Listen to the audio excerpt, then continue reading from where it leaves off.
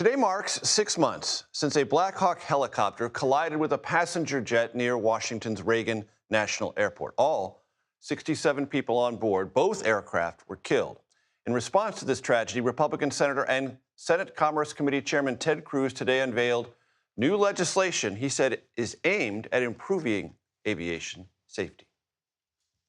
This bill is based on two core principles: technological transparency and institutional responsibility. While American skies are among the safest globally, this safety is not always assured.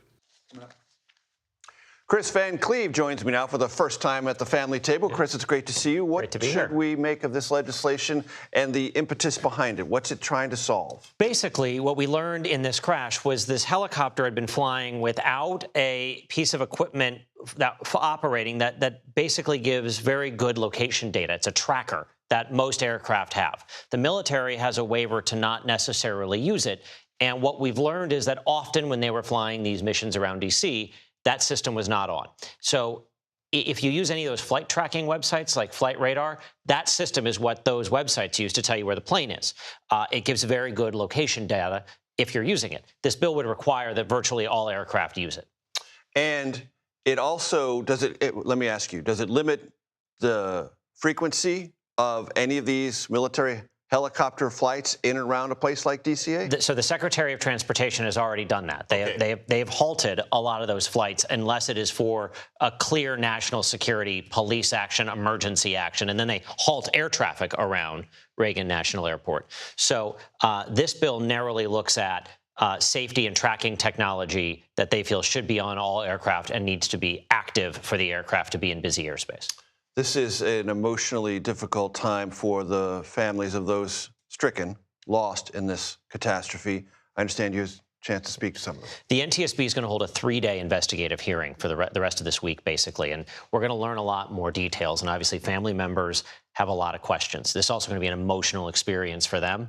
We talked to 2 families today about loss and what they're hoping comes out of these hearings. Let's listen.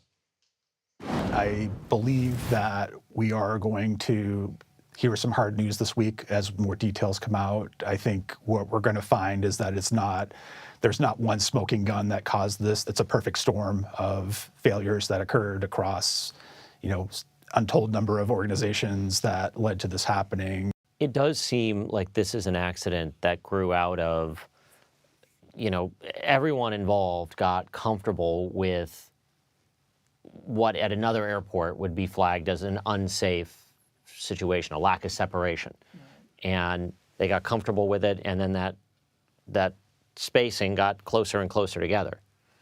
It does feel like it was, part of this was just almost an inertia of... They had learned to fly in a way where close calls and even invasive action was just normal. And so the problem with that is when you make it normal, you don't find a way to fix it. So among the things they want done are independent reviews, Inspector General investigations into the FAA and the Army, looking at how that situation was allowed to mission creep the way it did. And very quickly, Kris, there was conversation immediately after this catastrophe about wokeness and the air traffic controlling and all that sort of stuff. Can we dispel that? There's been no findings of that. These investigations are ongoing. The NTSB will make a set of recommendations based on those findings. But so far, the makeup of the people in that control tower has not been flagged. Kris Van Cleave, I appreciate it very much.